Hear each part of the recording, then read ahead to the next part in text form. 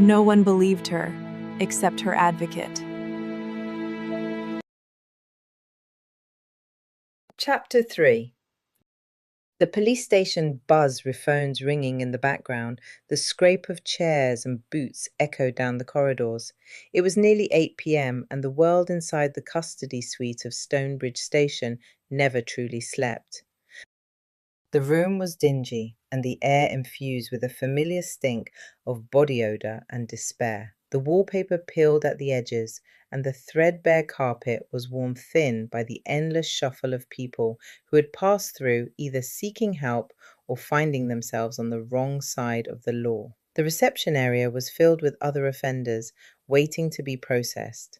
Some were slumped in their seats, resigned to their fate. Others fidgeted, some nonchalant, unlike the woman in handcuffs in front of Rachael, who protested loudly. "I didn't do it," she wailed, her voice cracked with desperation. "I didn't say you did, madam," another officer said with icy indifference.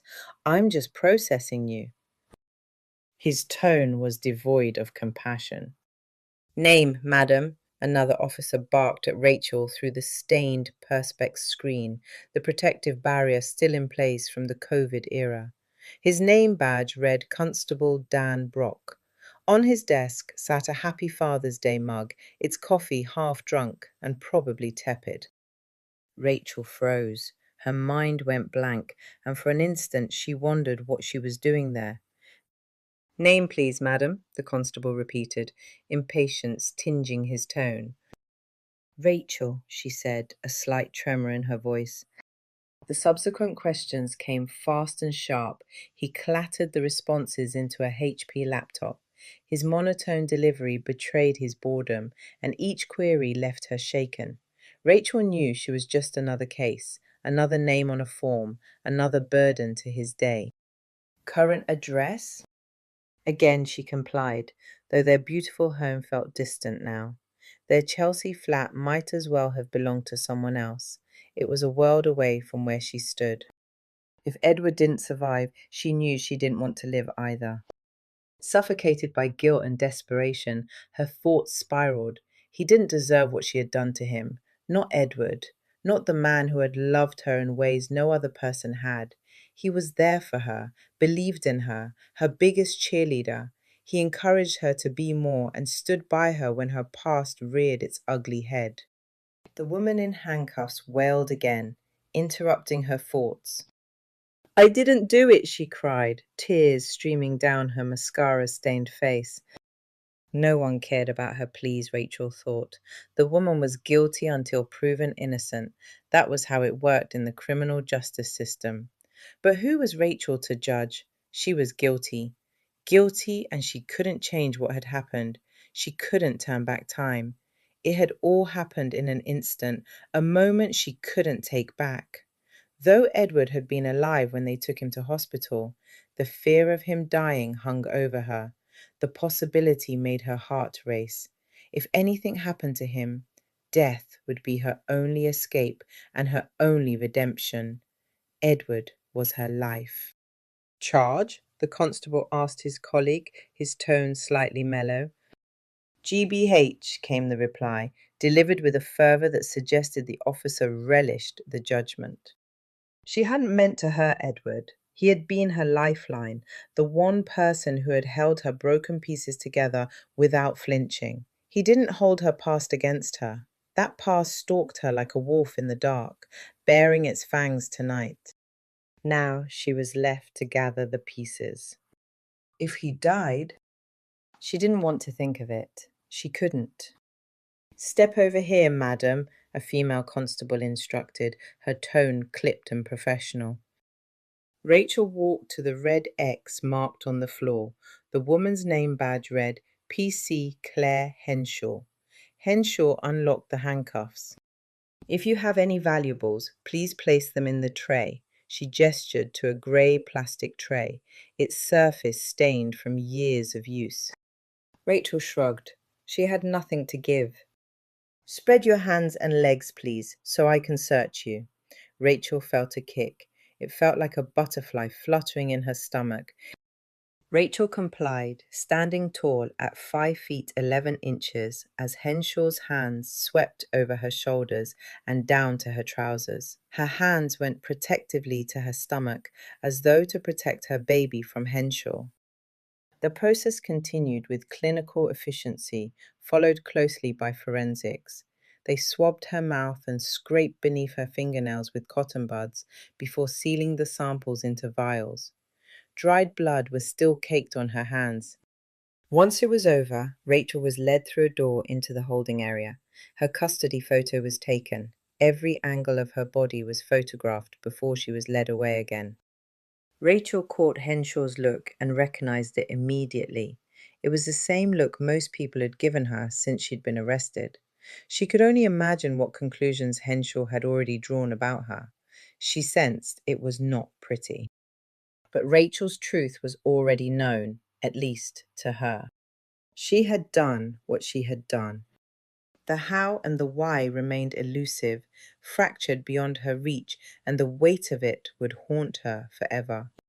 As Henshaw led her deeper into the station for an interview with the detectives, Rachel knew justice wouldn't come from a courtroom. What she carried inside was far heavier for what she had done to Edward. The interview room waited for her like a verdict that had not yet been spoken.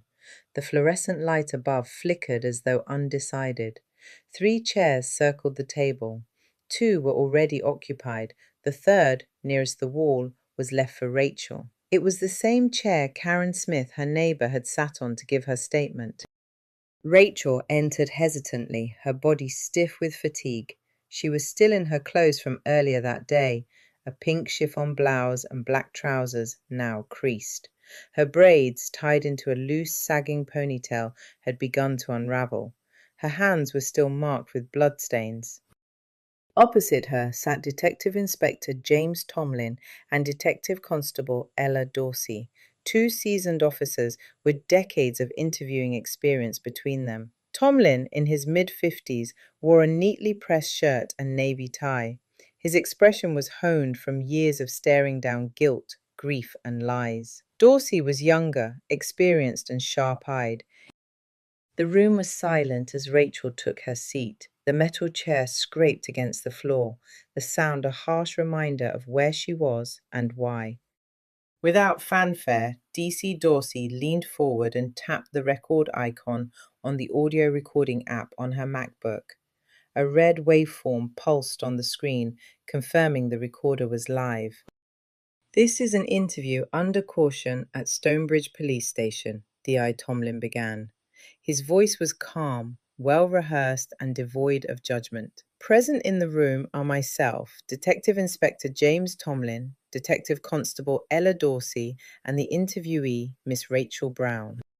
He glanced briefly at the digital clock mounted above the door.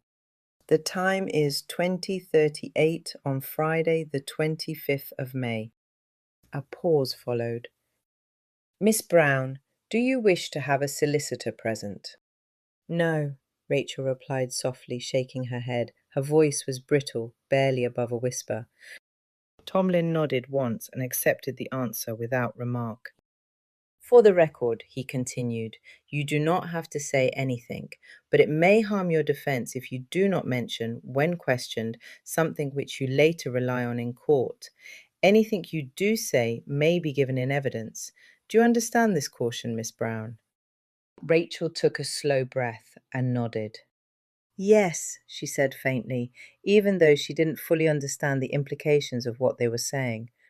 Tomlin sat back. "Miss Brown," he began, "you are currently under arrest on suspicion of grievous bodily harm with intent in relation to Mr. Edward Hale." Rachel swallowed hard. Her eyes darted between the 2 detectives. "Before we begin questioning," Tomlin added, "would you like to make a voluntary statement?" A beat of silence passed. "Is he—" Her voice faltered. She tried again. "Is he okay?" The question lingered. Tomlin's expression didn't change. "At the time of your arrest, Mr. Hale was rushed to A&E. As of this moment, we have not received any information about his condition." Rachel nodded slowly and blinked back what might have been tears. She exhaled sharply, as if steeling herself. "Right," she said quietly. "Let's get on with it." Tomlin exchanged a glance with DC Dorsey, then flipped open the manila folder in front of him. For the benefit of the recording, Miss Brown has waived her right to legal counsel and agreed to proceed with questioning. He paused to read from the page before him. Miss Brown, in your own words, please describe what happened at approximately 1800 this evening. Rachel leaned back in her chair. Her hands rested loosely on her lap, though her fingers trembled slightly. She closed her eyes. Then, in a voice devoid of drama, but heavy with guilt, she began to speak. Many bulls surround me, strong bulls of Bashan encircle me. You must forgive yourself Psalm and move chapter on. 22, verse Jesus 12. has already been ransomed. It is finished. Jesus said, "Woman, you are loosed." That includes loosed from the chains of our past.